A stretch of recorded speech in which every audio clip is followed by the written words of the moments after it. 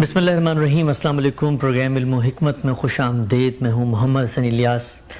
ناظرین کرام، حدیث کو کیسے سمجھا جانا چاہیے، اس موضوع پر ہم اس سلسلہ گفتگو کو جاری رکھے ہوئے ہیں، اور پچھلی دو اقساط میں ہم نے حدیث کے رد و قبول کے اوپر بہت تفصیلی بحث کر کے یہ جاننے کی کوشش کی کہ ہم کیسے حدیث کی اتھینٹسٹی کو ویریفائی کر سکتے ہیں۔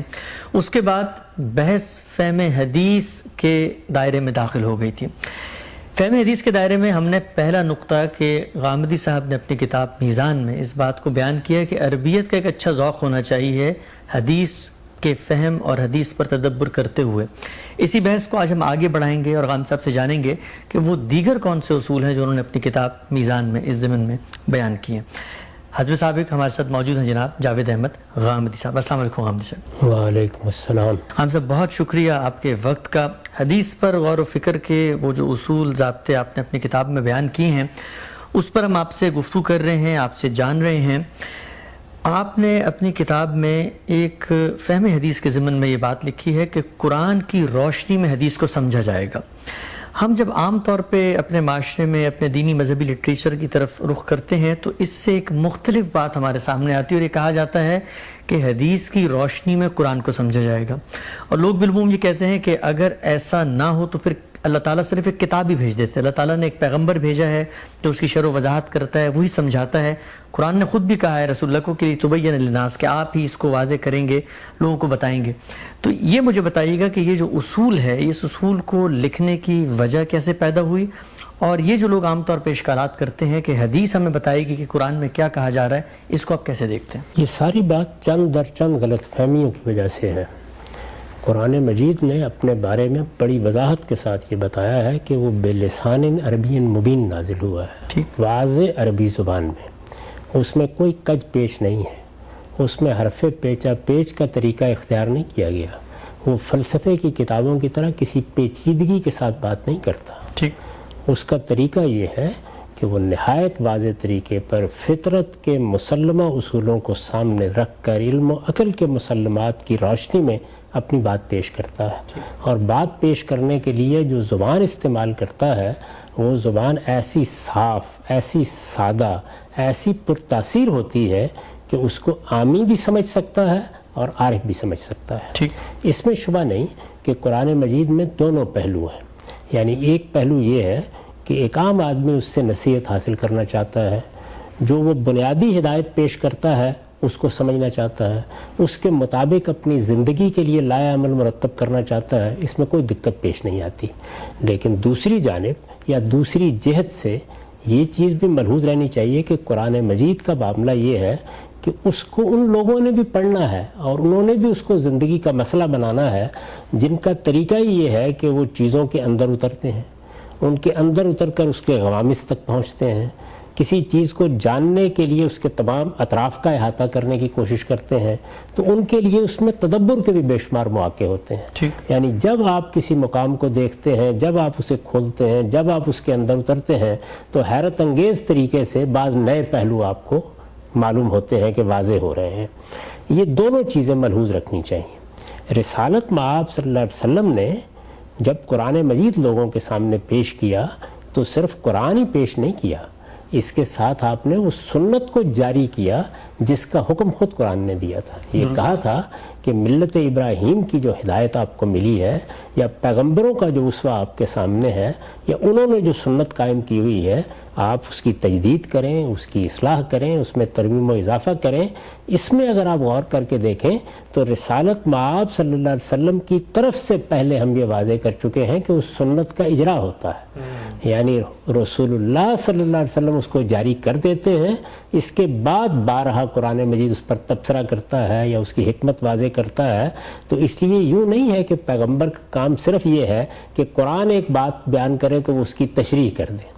اس غلط فہمی کی ایک بڑی وجہ یہ بھی ہوئی کہ لوگوں نے یہ خیال کیا کہ قرآن مجید میں مثلا نماز کا حکم دیا گیا ہے، مثلا زکوٰۃ ادا کرنے کی تائید کی گئی ہے، تو اس کی تفصیلات وہاں بیان نہیں ہوئی۔ اس کا مطلب وہ یہ سمجھے کہ یہ در حقیقت وہ مجمل الفاظ ہیں جن کے کوئی معنی متعین نہیں تھے۔ رسالت مآب صلی اللہ علیہ وسلم نے ان کا مصداق ہمیں بتایا۔ یہ صورتحال اس طرح نہیں ہے۔ دنیا کی کسی کتاب میں بھی یہ طریقہ اختیار نہیں کیا جاتا. جو الفاظ استعمال کیے جاتے ہیں وہ پہلے سے اپنا ایک معلوم متعین مفہوم رکھتے ہیں, اسی وقت استعمال کیے جاتے ہیں. نہ صلاۃ کا لفظ عربوں کے لیے اجنبی تھا, نہ زکوٰۃ کے لفظ سے وہ ناواقف تھے, نہ حج کیا ہے اور عمرہ کیا ہے اس کو وہ یہ کہا جائے کہ وہ نہیں جانتے تھے. اس طرح کی کوئی چیز نہیں تھی, وہ ان سب چیزوں سے واقف تھے, یہ جانتے تھے یہ کیا ہے. رسالت مآب صلی اللہ علیہ وسلم پر جب اللہ کی کتاب نازل ہوئی تو ان کی زبان, ان کی اصطلاحات ہی کو سامنے رکھ کر کلام کیا گیا. اور قرآن مجید اسی لیے یہ کہتا ہے جگہ جگہ کہ یہ تو آپ کی زبان میں اترا ہے. قریش کو بھی کہتا ہے, رسالت مآب صلی اللہ علیہ وسلم کو بھی یہی بات بتاتا ہے. یہ جو سارا عمل ہو رہا ہے اس کے دوران میں رسالت مآب صلی اللہ علیہ وسلم انہی چیزوں کو, یعنی وہی نماز جو پڑھی جا رہی تھی, وہی روزہ جو رکھا جا رہا تھا, وہی حج جو کیا جا رہا تھا, اس کو امت میں جاری کر رہے ہیں. اس پر ہم بہت تفصیلی گفتگو کر چکے ہیں. اس وجہ سے میں نے یہ بتانے کی کوشش کی ہے کہ اس طرح کی کوئی مجمل تعبیر قرآن مجید میں ہے ہی نہیں, یعنی قرآن مجید کو اس کی کبھی ضرورت نہیں پڑی ہے. البتہ یہ بالکل درست ہے کہ بعض موقعوں کے اوپر بعض غوامض ایسے ہوتے ہیں جن تک عام آدمی کی نگاہ نہیں پہنچتی. رسالت مآب صلی اللہ علیہ وسلم نے بھی ان کو واضح فرمایا ہے, اور بعد کے زمانوں میں ہمارے اہل علم بھی جب تفسیر لکھتے ہیں, جب شرح کرتے ہیں تو یہی خدمت انجام دیتے ہیں. لیکن اس میں سہولت کیا ہوتی ہے؟ سہولت یہ ہوتی ہے کہ جس وقت قرآن کے بارے میں کوئی بات کہی جاتی ہے تو چونکہ قرآن اصل ہے اور جو بات کہی جائے گی وہ شرح کی حیثیت سے کہی جائے گی, تو اب الفاظ فیصلہ کر دیتے ہیں کہ یہ شرح قابل قبول ہے یا نہیں ہے. یعنی یہاں پر بھی صورتحال یوں نہیں ہوتی کہ ایک بات کہہ دی جائے تو وہ قرآن کی شرح مان لی جائے گی. نہیں, جب وہ بات سامنے آئے گی تو قرآن کے الفاظ, قرآن کا جملہ, قرآن کا نظم, قرآن کی تالیف وہی فیصلہ کرتی ہے کہ یہ شرح فی الواقع شرح ہے, یہ شرح کے حدود میں ہے, اس کو قابل قبول ہونا چاہیے یا قابل قبول نہیں ہونا چاہیے. تو یہاں بھی فیصلہ کن حیثیت قرآن کے متن کو حاصل ہو جاتی ہے. اب اسی کو دوسرے پہلو سے دیکھیے کہ جب ہمارے پاس رسالت مآب صلی اللہ علیہ وسلم کی کوئی بات آئے گی, یعنی آپ کے اسوے کی کوئی چیز بیان کریں گے. اسوے میں کیا ہوتا ہے کہ کسی نے کوئی عمل کرتے ہوئے دیکھا ہے, آپ نے کوئی بات کسی موقع کے اوپر کسی خطبے میں ارشاد فرمائی ہے, کسی شخص کے سوال کا جواب دیا ہے, تو یہ سب باتیں کس چیز پر مبنی ہوں گی؟ یا یہ اس سنت کی وضاحت ہوں گی جو آپ نے جاری کی ہے, یا یہ قرآن مجید کی وضاحت ہوگی. تو قرآن مجید وہ فریم فراہم کر دیتا ہے آپ کو کہ جس کی روشنی میں پھر آپ ان باتوں کو سمجھتے ہیں. میں نے اپنی کتاب میں یہ بات جب کہی ہے تو اس کا مطلب یہ بتانا ہے کہ حدیث اس کی بہت زیادہ محتاج ہے کہ اسے قرآن مجید کی روشنی میں دیکھا جائے. وجہ کیا ہے؟ قرآن مجید ہمارے پاس اللہ تعالیٰ کے اپنے الفاظ میں ہے. قرآن مجید کے بارے میں یہ بحث ہی نہیں ہے کہ اسے کسی نے روایت بالمعنی کے طریقے پر اپنا کوئی مدعا پہنا دیا ہے. اس میں کسی تحریف کا کوئی امکان نہیں ہے. وہ جس طرح رسالت مآب صلی اللہ علیہ وسلم نے پیش کیا اسی طرح ہم تک پہنچ گیا ہے. وہ جملے نہیں ہیں جو کسی نے سنے اور بیان کر دیے, وہ ٹوٹی ہوئی باتیں نہیں ہیں, وہ باتوں کے ٹکڑے نہیں ہیں, وہ مختلف جگہوں سے لیے ہوئے واقعات نہیں ہیں, بلکہ ایک مربوط کلام ہے. یعنی اس کی ہر سورہ اپنا ایک مرکزی مضمون رکھتی ہے, اس کو سامنے رکھ کر وہ بات کرتا ہے, اس کا ایک سیاق سباق وجود میں آتا ہے. تو کسی کلام کو سمجھنے کے لیے جو تین بنیادی چیزیں ہوتی ہیں کہ لفظ پر اعتماد ہو کہ یہ ہم تک درست پہنچ گیا, جملے کی تالیف کے بارے میں کوئی بحث نہ ہو, یہ جیسی تھی متکلم سے جیسے صادر ہوئی اسی طرح ہم اس کو دیکھ رہے ہیں, اور اسی طرح سے نظم اور سیاق و سباق میں بھی کوئی تردد نہ ہو کہ بات کس موقع پر کہی گئی, کس ذیل میں کہی گئی, کہاں کہی گئی. یہ سب کچھ قرآن میں موجود ہوتا ہے. تو جب یہ سب کچھ قرآن میں موجود ہوتا ہے تو یہاں ہم ایک حتمی نتیجے تک پہنچ جاتے ہیں. اس کی شرح میں آج کوئی شخص, کوئی آدمی کوئی بات کرے, کوئی پرانے زمانے کا آدمی بات کرے, کوئی محقق بات کرے, صحابہ کرام سے کوئی چیز ہمیں ملے, رسالت مآب صلی اللہ علیہ وسلم کی نسبت سے کوئی بات بیان کی جائے, تو قرآن مجید کے الفاظ, قرآن مجید کا جملہ, قرآن مجید کی تالیف, قرآن مجید کا سیاق و سباق ہمارے پاس رہنما کی حیثیت سے موجود ہوتا ہے. اس سے ہمیں یہ معلوم ہو جاتا ہے کہ اللہ تعالیٰ کی ہدایت اپنے اصول میں کیا ہے, اپنے مبادی میں کیا ہے, اپنے احاطے میں کیا ہے. اب اس کے بعد جب ہم حدیث کی طرف جاتے ہیں تو وہاں ہمیں لوگوں کی روایت ملتی ہے. یعنی وہ در حقیقت رسالت مآب صلی اللہ علیہ وسلم سے کوئی سنی ہوئی بات ہے, آپ کا کوئی دیکھا ہوا عمل ہے, اس کو لوگ بیان کر رہے ہیں. دیکھنے والے کے اپنے تاثرات شامل ہو جاتے ہیں، سننے والے کا اپنا فہم شامل ہو جاتا ہے، وہ الفاظ کا پیرہن بھی خود اختیار کرتا ہے، وہ ضروری نہیں کہ بات کو پورے سیاق و سباق میں روایت کرے، بعض اوقات اس کا ایک ٹکڑا روایت کر دیتا ہے، جملے کا ایک حصہ اس کو پسند آتا ہے یا وہی ایک جملے کا حصہ اس کو یاد رہ گیا ہوتا ہے، اس کو واضح کر دیتا ہے۔ اب ظاہر ہے کہ اس طرح کے جو منتشر اقوال ہیں ان کو سمجھنے کے لیے یہ ضرورت پڑتی ہے کہ آپ اللہ کی کتاب کی روشنی میں اس کو دیکھیں، ٹھیک، یعنی وہ کیا بات ہے، کس اصول پر کہی گئی ہے۔ تو قرآن کا تعلق چونکہ متن کا ہے اور یہ جو کچھ ہے اس کی شرح کے طور پر آئے گا، تو جب تک آپ متن کو سامنے نہیں رکھیں گے اور متن کو وہاں پر بھی جہاں سے بات کی جا رہی ہے، ان تمام مقامات پر بھی جہاں اسی موضوع پر کوئی اور بات کی گئی ہے، اور بحثیت مجموعی پورے قرآن کو سامنے نہیں رکھیں گے، تو آپ اس طرح کے منتشر اقوال کو کس طرح سمجھ سکتے ہیں؟ اس لیے یہ اصول قائم کیا گیا ہے کہ قرآن کی روشنی میں حدیث کے پورے ذخیرے کو دیکھنا چاہیے۔ اس سے آپ بہت سی ایسی چیزوں کو سمجھ جائیں گے جن پر لوگ بحثیں کرتے رہتے ہیں اور ان کی توجیحات کرتے رہتے ہیں لیکن صحیح نتیجے تک نہیں پہنچتے۔ قرآن مجید کی روشنی میں آپ جب اندر داخل ہوں گے تو بالکل واضح ہو جائے گا کہ یہ بات کس طرح قابل قبول ہے، کس اصول پر مبنی ہے، وہ کون سی چیز تھی جس کی شرح کی گئی ہے، وہ کون سی چیز تھی جس کی فرع بیان ہوئی ہے، وہ کون سی چیز تھی جس کا یہ اجتہادی اطلاق ہے۔ یہ ریلیشن ہے قرآن و حدیث کا، اس ریلیشن کو سمجھنے کے لیے آپ کو لازماً قرآن ہی کی روشنی میں دیکھنا ہوتا ہے۔ ٹھیک ہے، ہم سب بہت آپ نے تفصیل سے بات بیان کی۔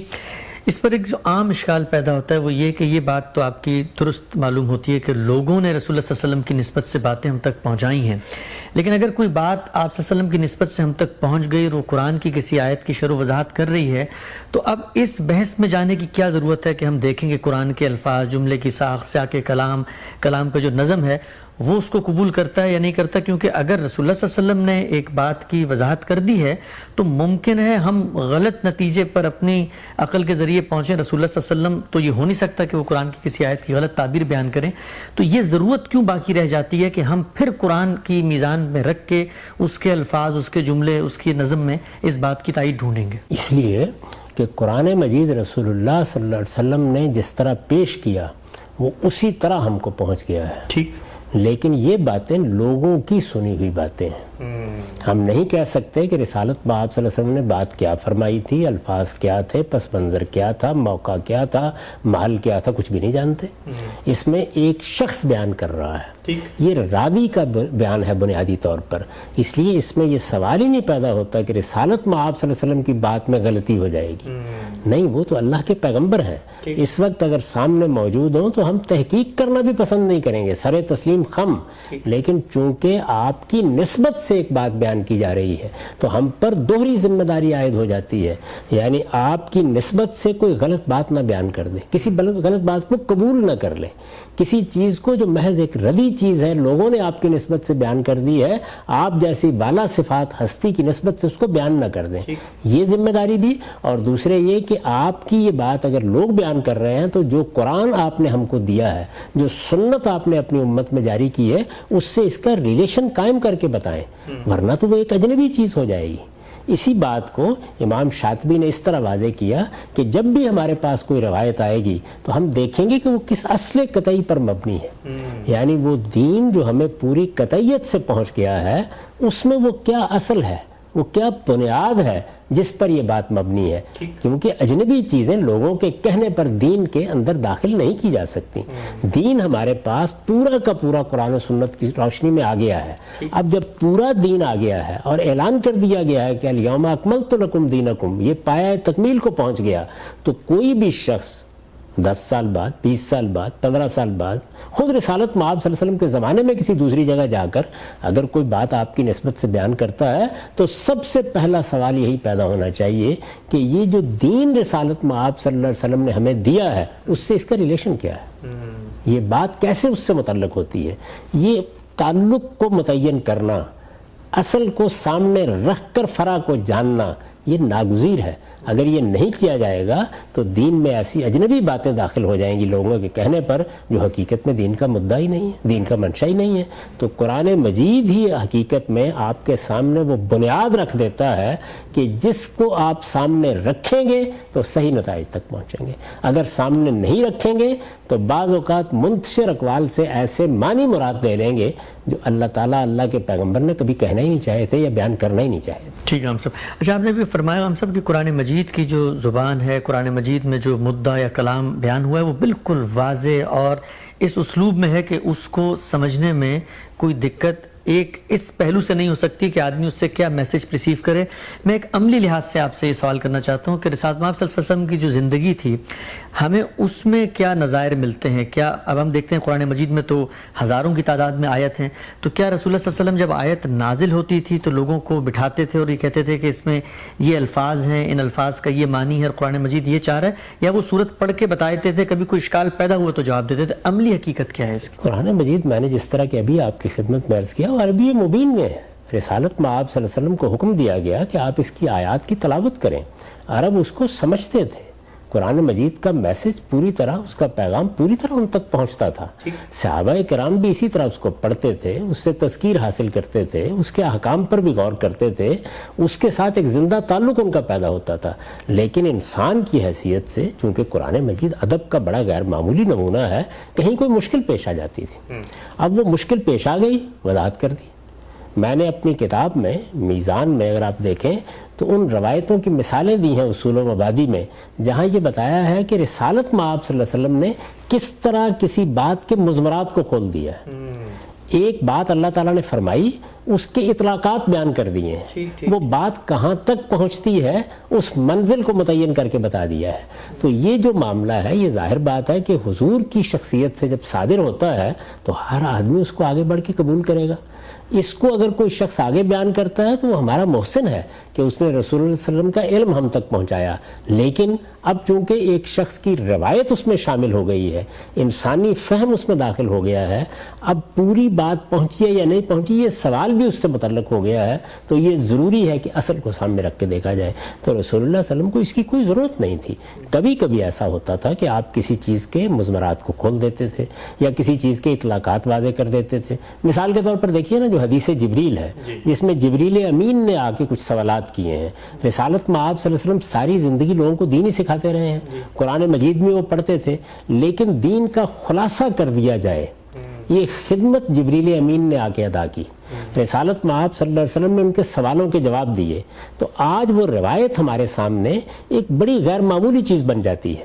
یعنی اس میں اسلام کیا ہے, ایمان کیا ہے, احسان کیا ہے, قیامت کب آئے گی, اس کی علامات کیا ہیں, اس کا ایسا جامع تصور دے دیا گیا ہے کہ اس وقت جتنی بحثیں ہمارے ہاں عقائد کی ہوتی ہیں, فرقے بنتے ہیں, ایک دوسرے کی تکفیر ہوتی ہے, اگر آپ اس روایت کو مشعل راہ بنا لیں تو کسی چیز کے بارے میں کوئی ابہام باقی نہیں رہتا. تو یہ خدمت رسالت مآب صلی اللہ علیہ وسلم نے انجام دی. یہی خدمت بعد میں صحابہ کرام بھی انجام دیتے رہے, یہی خدمت علماء بھی انجام دیتے ہیں. یعنی شرح کرنا, تفسیر کرنا, کسی چیز کا خلاصہ بیان کر دینا, وہ چیز کے جو مختلف جگہوں پر زیر بحث آئی ہے اس کو اکٹھا کر کے آپ کے سامنے رکھ دینا. اگر کسی چیز کے کوئی عقلی مثمرات ہیں تو وہ بتا دینا, اگر کلام کے کسی پہلو کی طرف لوگ متوجہ نہیں ہو رہے تو وہ واضح کر دینا. یہ سب چیزیں رسول اللہ صلی اللہ علیہ وسلم نے بھی کی ہیں, یہ جلیل القدر صحابہ نے بھی کی ہیں, یہ علماء کرام بھی 14 صدیوں میں کر رہے ہیں. جو تفسیریں لکھی جا رہی ہیں, جو گفتگویں ہو رہی ہیں, جو تعلیم دی جا رہی ہے, اس میں یہی چیزیں پیش نظر ہوتی ہیں. لیکن ان میں جو بات بھی آپ کہیں گے اس کے بارے میں اگر کوئی اشکال پیدا ہوگا, واضح بات ہے تو کوئی سوال نہیں ہے, اشکال پیدا ہوگا تو اصل کو دیکھا جائے گا. یعنی یہ بات اس لیے کہی گئی ہے کہ جب بھی کوئی بات شرح و تفسیر میں قرآن مجید کی ایک تفسیر پڑھتا ہوں, اس تفسیر کا مصنف بہت جلیل القدر کوئی شخص, مثال کے تعلقی ہے, مثال سے بڑا عالم ہے, وہ تفسیر کر رہا ہے, وہ لکھ رہا ہے اپنا نقطہ نظر. اب ظاہر ہے کہ مجھے یہ چاہیے کہ جو تفسیر میں اس کی دیکھتا ہوں تو یہ اوپر دیکھوں کہ یہ ان الفاظ کے لیے قابل قبول بھی ہے یا نہیں ہے. ایک مفسر, ایک شارح کیا خدمت انجام دیتا ہے کہ جن چیزوں کی طرف بسا اوقات آپ کی توجہ نہیں ہوتی, آپ نے لفظ کے کسی پہلو کو نظر انداز کر دیا، آپ نے جملے کی تالیف کی کوئی جہت نظر انداز کر دی، آپ نے سیاق و سباق کو نظر انداز کر کے کوئی بات کہہ دی، آپ نے تاریخی پس منظر کو ملحوظ نہیں رکھا، وہ آپ کو توجہ دلا دیتا ہے۔ تو یہ توجہ جب دلائی جاتی ہے تو یہ بہت بڑی خدمت ہوتی ہے، لیکن اس کو محض اس بنیاد پر قبول نہیں کیا جا سکتا کہ یہ فلاں عالم نے یہ بات کہی ہے، یا فلاں جلیل القدر رہنما کی زبان سے یہ بات نکلی ہے، یا فلاں فن کے ماہر نے یہ بات کہی ہے، محض اس بنیاد پر اس کو قبول نہیں کیا جاتا۔ یہ دیکھا جاتا ہے کہ جس متن کے بارے میں یہ بات کہی گئی ہے وہ اسے قبول کرتا ہے یا نہیں قبول کرتا۔ تو قرآن مجید کا حدیث سے ریلیشن کئی جہتوں سے ہوتا ہے، یعنی قرآن مجید کے کسی لفظ کی شرح ہو گئی، قرآن مجید میں کسی مدعا کو بیان کر دیا، قرآن مجید کے کسی اطلاق کو بیان کر دیا، قرآن نے کوئی حکم دیا تھا اس کے کچھ فروع نکل رہے تھے وہ رسالت میں آپ صلی اللہ علیہ وسلم نے واضح کر دیے۔ ان سب چیزوں میں اصل کے ساتھ متن کا تعلق پیدا کریں گے تب آپ کی سمجھ میں بات آئے گی کہ قرآن نے کیا کہا تھا اور رسالت میں آپ صلی اللہ علیہ وسلم نے اس کے کس پہلو کو واضح کیا۔ ٹھیک ہے، ہم سب آگے بڑھاتے ہیں اس بحث کو۔ آپ نے جب یہ اصول لکھا فہم حدیث کے ضمن میں اپنی کتاب میں کہ قرآن کی روشنی میں حدیث کو پرکھا جائے گا، دیکھا جائے گا، سمجھا جائے گا، اور اسی کی روشنی بھی ہم سمجھیں گے تو جو حدیث کے اندر زیر بحث مضمون ہے ہم اس کو بھی درست طریقے سے سمجھ سکتے ہیں اور قرآن سے اس کا ریلیشن واضح ہوگا۔ ایک مثال آپ نے وہاں پر دی ہے کہ رسالت میں آپ صلی اللہ علیہ وسلم کی ایک بات ہے جو بالعموم کہی جاتی ہے کہ امرت ان اقاتل الناس، کہ مجھے حکم دیا گیا ہے کہ میں لوگوں سے جنگ کروں۔ تو اس مثال کو ذرا سامنے رکھ کے یہ بتائیے گا کہ اس کو اگر قرآن کی روشنی میں براہ راست نہ سمجھا جائے تو اس سے کیا مفہوم پیدا ہوتا ہے، اور جب آپ نے قرآن کی روشنی میں اس کو رکھ کے سمجھا تو یہ کیسے قرآن مجید اور حدیث کا جو ریلیشن ہے یہ کیسے پھر قائم ہوتا ہے؟ جب کوئی بھی حدیث ہمارے سامنے آتی ہے اور ہم اس کو دیکھتے ہیں، اس کا جائزہ لیتے ہیں، تو ایک ایک قدم پر یہ معلوم ہوتا ہے کہ اگر قرآن کی رہنمائی نہ ہوتی تو اس بات کے یہ پہلو واضح ہی نہیں ہو سکتے تھے۔ اچھا، اس کی مثال یہ کوئی ایک مثال نہیں ہے، دسیوں مثالیں اس کی پیش کی جا سکتی ہیں۔ ظاہر ہے کہ ایک مختصر گفتگو میں یہ مشکل ہوتا ہے، وہاں پر بھی یہی ہے کہ جب آپ ایک بات کو بیان کر رہے ہیں تو آپ کوئی نمایاں چیز سامنے رکھ دیتے ہیں جو لوگوں کے لیے مشکل کا باعث بن رہی ہوتی ہے۔ تو یوں نہیں ہے کہ یہ ایک مثال ہے، یعنی یہ بہت سی مثالوں میں سے ایک مثال ہے۔ ٹھیک ٹھیک ٹھیک۔ اس معاملے میں اگر حدیث پر کام کیا جائے تو حیرت انگیز طریقے سے قدم قدم پر قرآن کی یہ رہنمائی بالکل روز روشن کی طرح واضح کر دیتی ہے کہ حدیث سب سے زیادہ اس کی محتاج ہے کہ اسے اللہ کی کتاب کی روشنی میں سمجھا جائے۔ یہ امرت ان اقاتل الناس، اب دیکھیے جب الفاظ پڑھے جاتے ہیں ظاہر ہے کہ یہ حدیث سند کے لحاظ سے بہت محکم حدیث ہے، یعنی میں اس سے پہلے واضح کر چکا ہوں کہ سند کی تحقیق کا مطلب کیا ہوتا ہے۔ سند کی تحقیق کا مطلب یہ نہیں ہے کہ آسمان سے وحی آ گئی ہے اور اب اس کے بارے میں دوسری رائے نہیں ہو سکتی۔ انسانی سطح پر ہم نے لوگوں کے بارے میں جو تحقیق کرنی تھی وہ کر لی، یہ معلوم ہو گیا کہ لوگ سکھا ہیں، ان کے کردار پر، ان کی سیرت پر کوئی اعتراض نہیں ہے، جو بات انہوں نے بیان کی ہے تاریخی لحاظ سے بھی یہ کہا جا سکتا ہے کہ یہ ایک دوسرے سے بات سن سکتے ہیں اور آگے منتقل کر سکتے ہیں، ان کے حفظ و اتقان میں بھی کوئی بحث نہیں ہے۔ تو آپ کا اطمینان ہو گیا۔ اب یہ روایت آپ کے پاس آ گئی، روایت کے الفاظ دیکھیے کیا ہے، امرت ان اقاتل الناس حتی یقولوا لا الہ الا اللہ، یعنی یہ مختصر طریقے سے میں نے بتایا، بعض اور شرائط کے ساتھ بھی یہ روایت نقل ہوئی ہے۔ کیا مطلب ہے اس کا؟ مجھے حکم دیا گیا ہے کہ جب تک لوگ لا الہ الا اللہ کا اقرار نہ کر لیں میں ان سے لڑتا رہوں، جنگ کرتا رہوں۔ اب ظاہر ہے کہ اس کو اگر آپ بالکل انہی الفاظ میں دیکھیں تو اس کا مطلب تو یہ ہوا کہ ہمیں پوری دنیا کو تلوار لے کر دین کا قائل کرنا ہے، یعنی ہمارے درمیان اور لوگوں کے درمیان جو تعلق قائم کیا گیا ہے وہ کیا ہے؟ وہ پرپیچول وار ہے۔ ہم لڑتے رہیں گے یہاں تک کہ لوگ دین قبول کر لیں۔ یہ جو صورتحال ہے کیا ایسے ہی ہے؟ اسی بات کا ہمیں حکم دیا گیا ہے۔ کیا ہمارے پاس طاقت ہوگی تو ہم یہی کریں گے؟ ہر مسلمان کا یہی فریضہ ہے، وہ دنیا میں دین کی دعوت لے کر نہیں نکلے گا، تلوار لے کے نکلے گا۔ اس کو یہی ہدف بتایا گیا ہے کہ لوگوں کو اس نے مسلمان کر لینا ہے ہر حال میں، اگرچہ ان سے لڑنا پڑ جائے۔ ٹھیک، یہی مطلب نکلے گا نا۔ لیکن جس وقت آپ اس کو قرآن مجید کی روشنی میں رکھتے دیکھتے ہیں تو بالکل ہی دوسری چیز سامنے آتی ہے۔ یہ معلوم ہوتا ہے کہ رسالت مآب صلی اللہ علیہ وسلم اللہ کے رسول کی حیثیت سے آئے تھے۔ یہ معلوم ہوتا ہے کہ رسولوں کے بارے میں اللہ کا ایک خصوصی قانون ہے۔ یہ معلوم ہوتا ہے کہ اللہ تعالیٰ جب کسی قوم کی طرف کسی رسول کی بعثت کرتے ہیں تو اس قوم کے لیے زمین پر عدالت لگ جاتی ہے۔ میں نے اس کو قانون اتمام حجت سے تعبیر کیا ہے، یعنی اللہ کی حجت جب کسی قوم پر پوری ہو جاتی ہے تو اس کے بعد اسے دنیا میں سزا دی جاتی ہے۔ یہ جزا اور سزا کا جو ضابطہ ہے یہ بڑی تفصیل کے ساتھ قرآن مجید میں بیان ہوا ہے۔ اللہ تعالیٰ اس کے لیے کبھی قوم عاد کی داستان سناتے ہیں، کبھی قوم سمود کا قصہ سناتے ہیں، کبھی قوم فرعون کی بات کرتے ہیں، یعنی اس کے لیے تاریخی شواہد پیش کرتے ہیں۔ قرآن مجید نے اس کو بطور اصول بیان کیا ہے کہ میرے رسولوں کا معاملہ یہ نہیں ہے کہ وہ آ کے ایک بات کہیں گے اور سائل کی درخواست ہے، آپ نے چاہا قبول کر لی، چاہا رد کر دی، واپس چلے جائیں گے۔ وہ فیصلہ سنانے کے لیے آتے ہیں، وہ زمین پر خدا کی عدالت بن کر آتے ہیں۔ جب وہ عدالت بن کر آتے ہیں تو پھر وہ اس مقصد کو آخری درجے میں حاصل بھی کرتے ہیں۔ اللہ تعالیٰ نے بتایا کہ جس وقت میرے رسولوں کے ذریعے سے حجت تمام ہو جاتی ہے تو پھر میں ان قوموں پر عذاب نازل کر دیتا ہوں جو رسولوں کے انکار پر اصرار کرتی ہیں۔ ٹھیک، اس عذاب کی پھر صورتیں بتائیں کہ کس کس صورت میں یہ عذاب آتا ہے، یعنی کبھی رسول کو نکال لیا جاتا ہے، اس کی وفات ہو جاتی ہے، کبھی اس کی زندگی میں یہ سارا معاملہ ہو جاتا ہے۔ قوم نوح کی مثال دی، عاد کی مثال دی، سمود کی مثال دی، قوم لوط کی مثال دی، پوری تاریخ سنائی۔ رسالت مآب صلی اللہ علیہ وسلم کے بارے میں بھی اگر آپ ایک چھوٹی سی سورہ قمر کو پڑھیں تو تمام قوموں کا ذکر کر کے یہ کہا کہ آپ کفارکم خیر من اولئکم، یعنی قریش سے یہ کہا کہ یہ تمہارے جو منکرین ہیں، تمہارے اندر سے جو لوگ رسول کا انکار کر رہے ہیں، کیا ان پہلی قوموں کے منکرین سے وہ بہتر ہیں؟ کیا ان کے ساتھ وہی معاملہ نہیں ہوگا؟ چنانچہ وہی معاملہ ہوا، اور قرآن مجید کی سورہ توبہ میں آخری اقدام کا اعلان کر دیا گیا۔ یہ جو آخری اقدام ہے اس کو آپ خود قرآن میں پڑھیں تو وہاں معلوم ہوگا کہ جن لوگوں پر اللہ کے پیغمبر کی طرف سے حجت پوری ہو گئی تھی ان کے خلاف اللہ تعالیٰ نے آخری اقدام کا حکم دیتے ہوئے دو گروہوں میں انہیں تقسیم کر دیا۔ وہ لوگ کہ جو توحید کے ماننے والے تھے، یعنی اصلاً توحید کے ماننے والے تھے، اگرچہ شرک بھی کرتے تھے، جیسے اہل کتاب تھے جن کی ایک پوری روایت موجود تھی، ان کے لیے محکومی کی سزا کا اعلان کیا گیا اور مشرکین کے لیے قتل عام کی سزا کا اعلان کیا گیا۔ یہ روایت اس سے متعلق ہے۔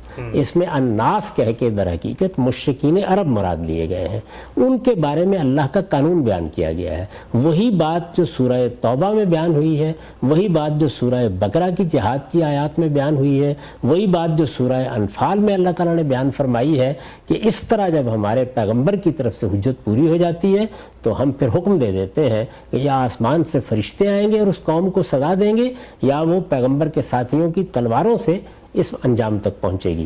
تو یہ ہدایت جب کی گئی تو قرآن میں کی گئی، قرآن میں اس کے اصول بیان کیے گئے، قرآن مجید میں اس کے پورے مبادی بیان کر کے بتایا گیا کہ اس کا اطلاق اس طرح ہوگا، اسی بات کو روایت بیان کرتی۔ تو یہ در حقیقت ایک اصول تھا جو قرآن مجید کا اس خاص صورتحال سے متعلق تھا، روایت اسی کو بیان کر رہی تھی، یہ ہمارے لیے کوئی لا عمل نہیں بیان کر رہی تھی۔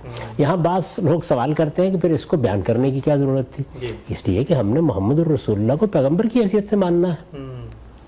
یعنی کیا آپ نے یہ ماننا ہے کہ آپ آئے اور آپ نے آ کے کوئی فلسفہ پیش کیا؟ آپ نے یہ ماننا ہے کہ خدا کا پیغمبر زمین پر آیا، ٹھیک، خدا نے عدالت زمین پر لگائی، خدا نے فیصلہ سنایا۔ یہ ساری باتیں جو ہیں یہ آپ اسی وقت مانیں گے نا جب وہ پوری تاریخ آپ کے سامنے ہوگی۔ اس کے لیے ضروری تھا کہ قرآن مجید میں وہ پوری سرگزشت محفوظ رکھی جائے۔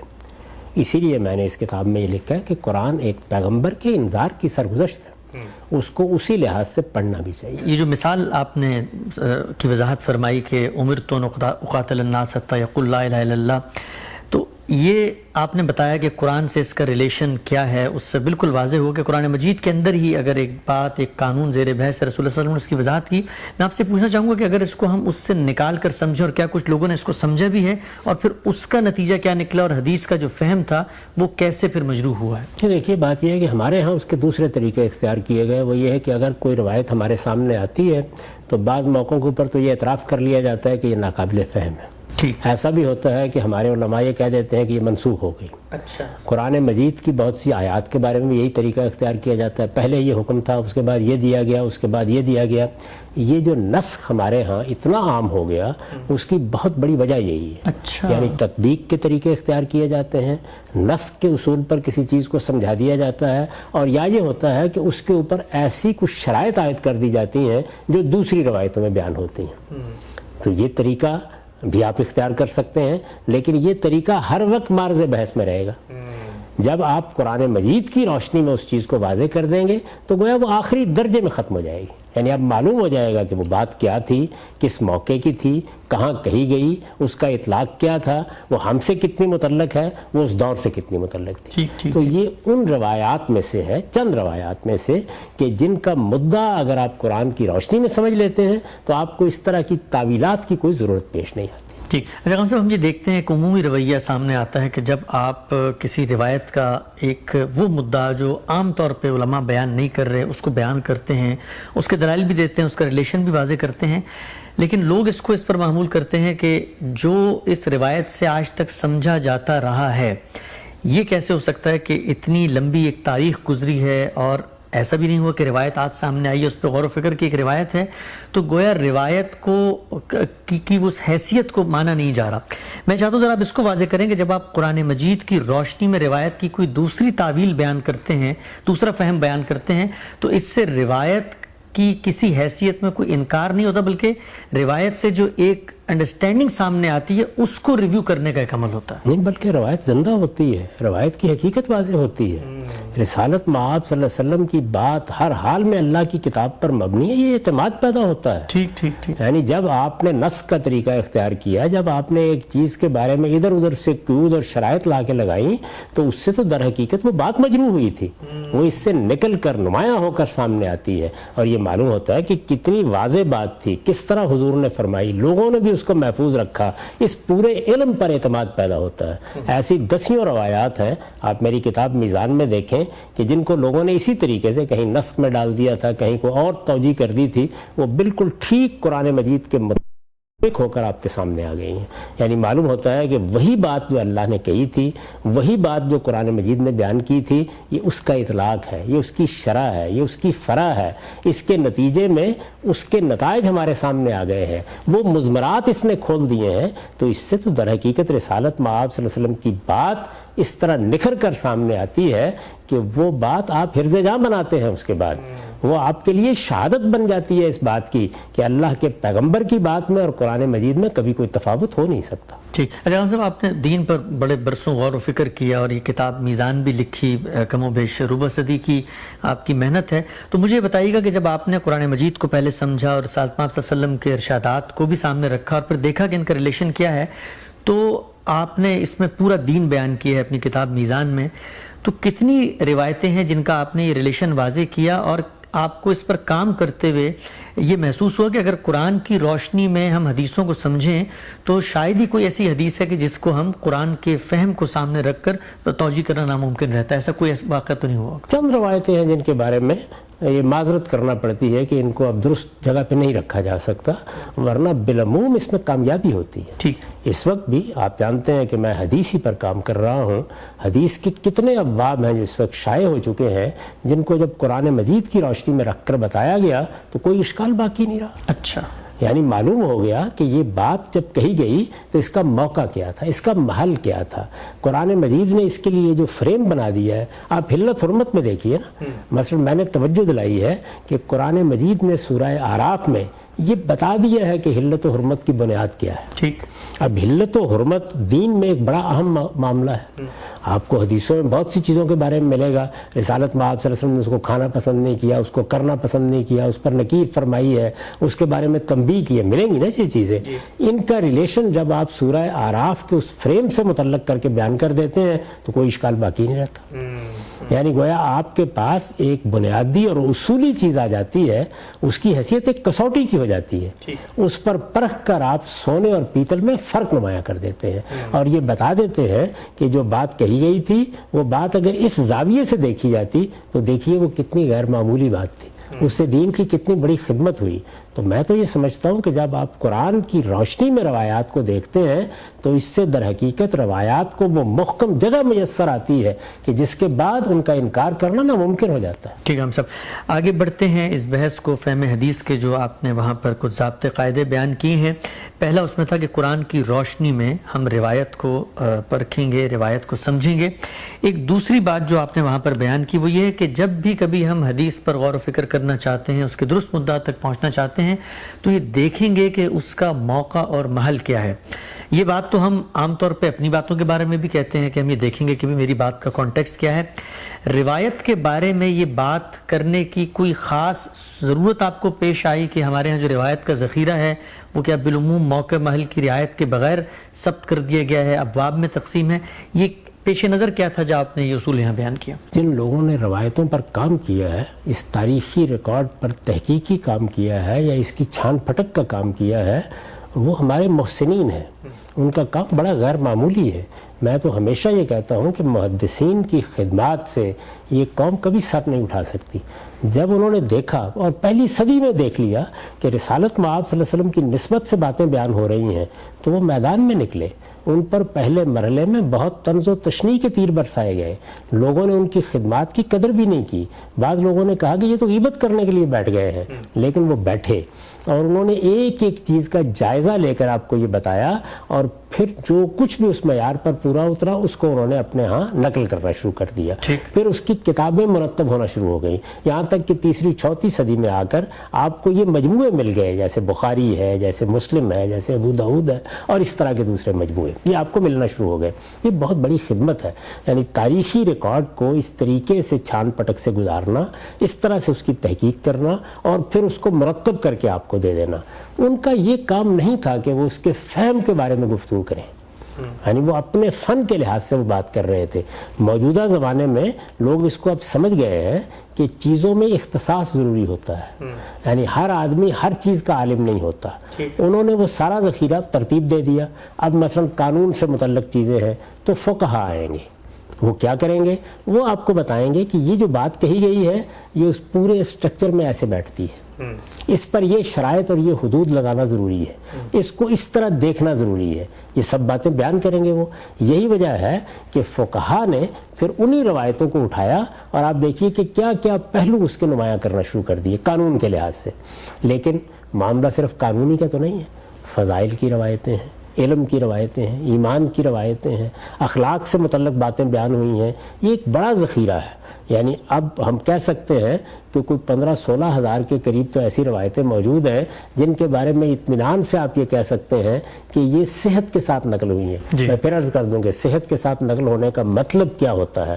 اس کا یہ مطلب نہیں ہے کہ بات بالکل درست ہو گئی، بلکہ جو معیار ہم نے بنایا تھا اس پر وہ آخری درجے میں پوری اترتی ہے، ہم اب اطمینان کے ساتھ اس کو پیش کر سکتے ہیں۔ تو یہ جتنی چیزیں بھی آپ کے پاس ہوں گی ان کے بارے میں یہ جانا جائے گا نا کہ یہ کس موقع پر کہی گئی، یعنی یہ بات کیا تھی، کہاں ارشاد ہوئی۔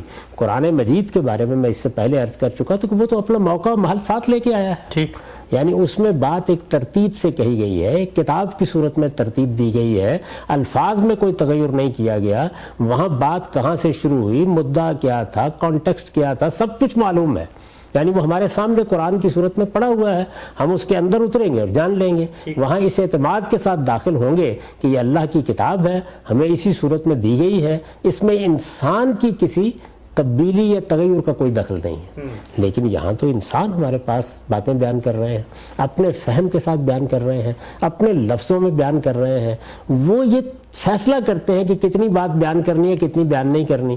تو جو کچھ ہمارے سامنے آئے گا اگر وہ ایسی بات ہے، مثلا ایک روایت میں اگر یہ بیان ہوا کہ جھوٹ نہ بولو، تو اس کے لیے تو کسی موقع و محل کے تلاش کرنے کی ضرورت نہیں ہے۔ لیکن اگر کسی روایت میں یہ بات بیان ہوئی ہو کہ رات کے وقت آپ دیا بجھا کے سوئیں، کیا یہ کوئی دین کا حکم ہے؟ نہیں۔ کیا اس کو باعث اجر قرار دیا گیا ہے؟ کیا دیا جلا کے سونے میں کوئی کوتاہی پیدا ہو جاتی ہے؟ کیا اس کے نتیجے میں اللہ اور بندے کے تعلق پر کوئی حرف آتا ہے؟ کیوں فرمائی ہے یہ بات؟ تو آپ کے لیے ناگزیر ہو جاتا ہے کہ آپ اس بات کی اصل کو جانیں۔ کیونکہ یہ سارا ذخیرہ جب لوگوں نے ترتیب دیا تو اس میں رسالت مآب صلی اللہ علیہ وسلم کی ذاتی نصیحتیں بھی موجود ہوں گی، آپ کی سیرت و سوانح کی باتیں بھی موجود ہوں گی، وہ چیزیں جو آپ بشری تقاضوں کے ساتھ انجام دیتے تھے وہ بھی اس میں بیان ہو جائیں گی۔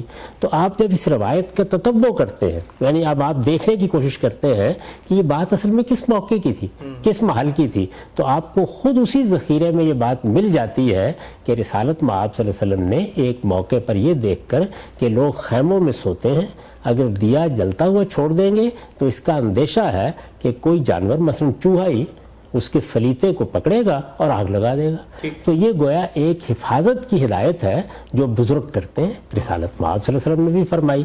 اب موقع معلوم ہو گیا تو بات واضح ہو گئی کہ اس کا دین سے کوئی تعلق نہیں تھا، یہ کوئی ثواب کا کام نہیں تھا، یہ کوئی سنت نہیں تھی جو جاری کی گئی ہے، اس کی پابندی شرعی لحاظ سے ضروری نہیں تھی، بلکہ یہ ایک احتیاطی تدبیر تھی جو حضور نے بتائی، اور یہ احتیاطی تدبیر آج بھی 10 پہلوؤں سے بتائی جا سکتی ہے۔ تو یہ بات واضح ہو گئی نا۔ تو اس وجہ سے یہ تو ناگزیر ہے کہ آپ اس کا موقع و محل متعین کریں۔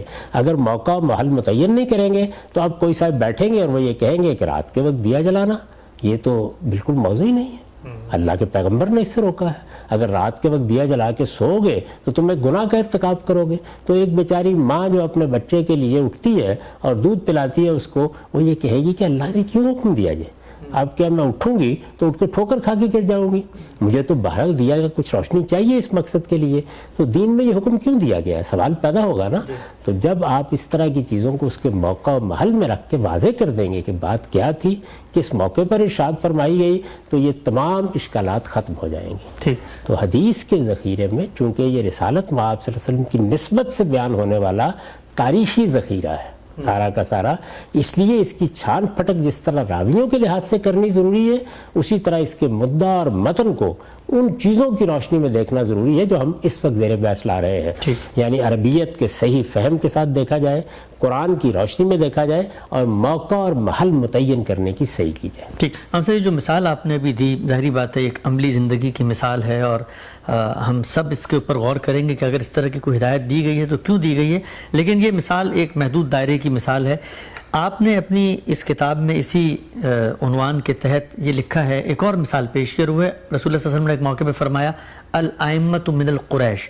اب یہ ہدایت ایک معاشرے یا اجتماعیت سے متعلق ہے، اور اس کو اگر موقع محل کی رعایت سے نہ سمجھا جائے تو اس کے اثرات بھی بہت دورس ہوتے ہیں۔ تو مجھے ذرا بتائیے گا کہ یہ جو روایت ہے رسول اللہ صلی اللہ علیہ وسلم کی، اس کا مطلب کیا ہے، اور اس کے جب موقع اور محل کو نظر انداز کر دیا گیا تو پھر اس کا نتیجہ کیا سامنے آیا؟ یہ مثال بھی اسی طرح کی ایک مثال ہے جیسے کہ امرت ان اقاتل الناس تھی۔ ٹھیک، اس میں بھی اس بات کا اندیشہ پیدا ہو گیا کہ لوگ دین کا مدعا غلط سمجھیں گے اور اس کو غلطی سے بیان کریں گے، اور جب دین کا مدعا غلط سمجھیں گے تو اس کے کچھ بہت ہی غیر معمولی نتائج ہیں۔ یعنی بہت سے لوگ اٹھ کھڑے ہوں گے اور وہ یہ کہیں گے کہ ہمیں تو تلوار پکڑ کر لوگوں کو ایمان قبول کرانے کے لیے مجبور کرنا ہے۔ یہ چیز پیدا ہو جائے گی نا، اس میں تو ضروری تھا کہ اس کا صحیح مفہوم واضح کیا جائے، یہ بتایا جائے کس موقع کی بات ہے۔ اسی طرح کا معاملہ الائمۃ من قریش کا ہے۔ اچھا، یعنی رسالت مآب صلی اللہ علیہ وسلم کی نسبت سے یہ بات بیان ہو گئی۔ اب دیکھیے کہ ہمارے علم نے اس کو کس طرح سے لیا۔ لوگوں نے خیال کیا کہ رسول اللہ صلی اللہ علیہ وسلم نے ہمیں یہ ہدایت فرمائی ہے کہ جب بھی مسلمانوں کا کوئی اجتماعی نظم قائم ہوگا، اجتماعی نظم یہ تو ناگزیر ہے، ایسا تو نہیں ہو سکتا کہ انارکی پیدا کر دی جائے۔ لوگ جہاں کہیں بھی بڑی تعداد میں ہوں گے وہاں ایک حکومت وجود میں آ جائے گی۔ خود رسالت مآب صلی اللہ علیہ وسلم نے مدینہ میں شروع ہی میں ایک ریاست قائم کر دی، پھر اس کے بعد صحابہ کرام کے ذریعے سے اس ریاست کا نظم چلایا گیا، آپ انہیں خلفائے راشدین کہتے ہیں۔ پھر اس کے بعد آپ نے دیکھا کہ اتنی بڑی سلطنت قائم ہوئی کہ اسے دنیا کی چند بڑی سلطنتوں میں پیش کیا جا سکتا ہے، اتنی بڑی سلطنت قائم ہوئی۔ اب اس سلطنت کے بارے میں ہمارے ہاں یہ سمجھ لیا گیا کہ دین کا اصول یہ ہے کہ کسی قریشی کو تلاش کیا جائے گا۔ الائمۃ من قریش کا مطلب کیا لیا گیا؟ یہ کہ ہمارے ائمہ سے مراد یہاں حکمران ہے، یہ قریش میں سے ہوں گے۔ اچھا، اس کو باقاعدہ فقہ میں شامل کر لیا گیا، اس کو خلافت یا امامت کے شرائط میں شامل کر لیا گیا۔ حکمران کو قریشی ہونا چاہیے، ہر حال میں قریشی ہونا چاہیے، ترجیح اسی کو دی جائے گی۔ آپ پورے کے پورے مسلمانوں کے ذخیرے کو دیکھیں تو اس میں علماء آپ کو اس کے دلائل دیتے ہوئے نظر آئیں گے، یہاں تک کہ شاہ ولی اللہ تک یہی صورتحال ہے، اس پر کم و بیش اجماع ہو گیا۔ یہ تو عثمانیوں کی حکومت قائم ہوئی تو پھر لوگوں نے کچھ غور کرنا شروع کیا، اس میں بھی بہت سے حدود شرائط عائد کیے گئے، اصل چیز یہی مان لی گئی کہ قریشی میں سے ہمارے حکمران کو ہونا چاہیے۔ تو اس میں یہ سوال پیدا ہوتا ہے، یعنی یہ بات کیا کہی گئی؟ ہم نے تو قرآن میں یہ پڑھا تھا کہ امرہم شورا بینہم، مسلمانوں کا نظم اجتماعی ان کی رائے اور مشورے پر مبنی ہوگا۔ اس میں تو ہرگز یہ بات نہیں کہی گئی تھی کہ کسی خاص قبیلے، کسی خاص خاندان کو کوئی برتری حاصل ہے۔ ہمیں تو قرآن مجید نے یہ اصول سکھایا تھا کہ ان اکرمکم عند اللہ اتقاکم، یعنی تمہارے درمیان عزت اسی کے لیے ہے سب سے بڑھ کر کہ جو سب سے بڑھ کر تقوی اختیار کرتا ہے، اللہ سے ڈرنے والا ہے، اللہ کے حدود کی پیروی کرنے والا ہے۔ آپ قرآن مجید میں دیکھتے ہیں کہ وہاں شعوب قبائل کے بارے میں یہ تصور دیا گیا کہ جعلناکم شعوبا و قبائل لتعارفوا، یعنی یہاں کسی کی برتری کا کوئی سوال ہی نہیں ہے۔ یعنی کیا کوئی خاص نسل، کوئی خاص خاندان ہے کہ قیامت تک کے لیے ہمیں پابند کر دیا گیا ہے کہ ہم اگر حکمران کا انتخاب کریں گے تو سب سے پہلے اسی کی طرف دیکھیں گے، یعنی اگر وہاں سے نہیں ملے گا تو پھر کسی اور جانب جائیں گے۔ تو یہ جو تصور ہے، اس تصور کا جائزہ لینا چاہیے نا۔ اس کا جائزہ لینے کا کام میرے جلیل القدر استاذ مولانا امین حسن اصلاحی نے سب سے پہلے کیا۔ اچھا۔ اور انہوں نے بتایا، بلکہ اس سے پہلے یہ بحث یہاں چھڑ گئی تھی، اس لیے کہ جس وقت خلافت کی تحریک چلی تو اس موقع کے اوپر خود مستشرقین نے یہ چیز سامنے لا کے رکھ دی۔ انہوں نے کہا کہ ہندوستان میں آپ ایک خلافت کی تحریک چلا رہے ہیں اور آپ یہ کہہ رہے ہیں کہ خلافت قائم رہنی چاہیے، یہ عثمانی، یہ تو قریش نہیں ہے۔ وہ بھی پڑھ رہے تھے ہماری کتابوں کو، تو آپ کی کتابوں میں اور آپ کی فقہ میں تو یہ بات لکھی ہوئی ہے، آپ کے تمام جلیل القدر ائمہ اس کے قائل ہیں، اسی بات پر آپ لوگوں کے یہاں اجماع ہے۔ تو اس موقع پر مولانا ابوالکلام آزاد نے ایک بہت ہی غیر معمولی خطبہ دیا اور اس میں یہ بتایا کہ اس روایت کا مدعا سمجھنے میں غلطی ہو رہی ہے۔ اچھا۔ اس کی ابتدا یہاں سے ہوئی۔ اس کے بعد پھر دوسرے بعض جلیل القدر اہل علم نے اس پر کام کیا۔ پھر ایک بڑی بحث پیدا ہوئی مولانا سید ابوالعلا صاحب مودودی اور میرے جلیل القدر استاذ مولانا امین حسن اصلاحی کے درمیان۔ یہ بحث آپ دیکھ سکتے ہیں، مقالات میں بھی ہے اور ان کی کتاب تفہیمات میں بھی ہے۔ اس میں یہ روایت بھی زیر بحث آ گئی۔ تو اس موقع پر انہوں نے یہ بتایا کہ یہ مدعا سمجھنے میں غلطی ہو رہی ہے، یعنی جس وقت آپ دنیا میں کوئی نظام بھی قائم کریں گے تو اس نظام میں ایک ہے اصول جو آپ نے قائم کر دیا، ایک اس اصول کا اطلاق ہوگا۔ جب اطلاق کیا جائے گا تو وہ اس وقت کے حالات کے لحاظ سے کیا جائے گا۔ ٹھیک۔ یعنی اس وقت مثال کے طور پر اگر ہم اپنے ملک کے بارے میں یہ کہیں کہ یہاں پر جمہوریت ہے، جمہوریت میں جس کو بھی اکثریت حاصل ہوگی اسی کے پاس اقتدار ہونا چاہیے، تو اکثریت حاصل ہوگی یہ حق و باطل کا فیصلہ نہیں ہوتا، یہ اصل میں نزاع کا فیصلہ ہوتا ہے۔ میں یہاں تھوڑی سی اس کی توضیح کر دوں کہ سیاست کے معاملات کو ہمارے ہاں عام طور پر مذہبی لحاظ سے دیکھا جاتا ہے، اس کو پہلے اس کے سماجی تصور میں سمجھ لینا چاہیے۔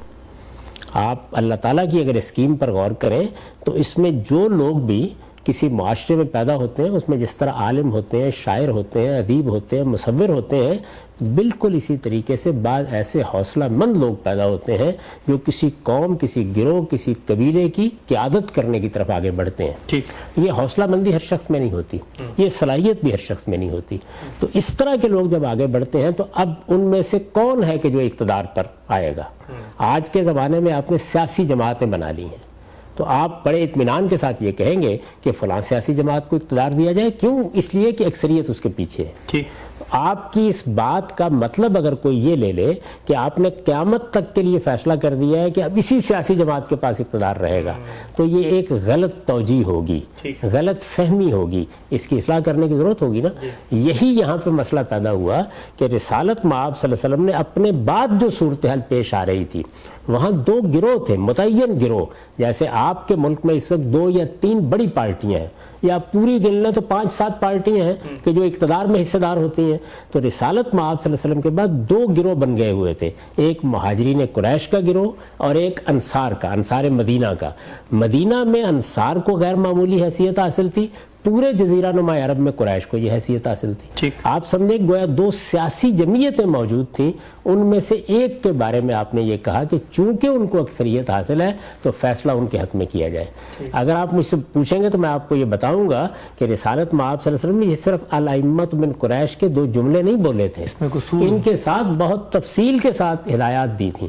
اس کی وجہ بتائی تھی کہ یہ بات کیوں کہی گئی ہے تو یہ بتایا ہم نے کہ یہ در حقیقت اس وقت کی صورتحال کے بارے میں ایک پولیٹیکل ڈیسیشن تھا، ایک سیاسی فیصلہ تھا، اس کا تعلق کسی ایسے اصول سے نہیں تھا کہ اب قیامت تک صرف قریشی حکمران ہوں گے۔ ٹھیک ہے، ہم سب بہت شکریہ ناظرین، ہمارے پروگرام کا یہاں پر وقت ختم ہوتا ہے۔ آج ہم نے بہت تفصیل سے یہ سمجھنے کی کوشش کی کہ قرآن مجید کی روشنی میں کیسے حدیثوں پر غور و فکر کیا جاتا ہے اور حدیث کے فہم میں کس قدر ناگزیر ہے کہ ہم اس کا پس منظر، اس کا سیاق اور موقع اور محل کو دریافت کریں اور جانیں۔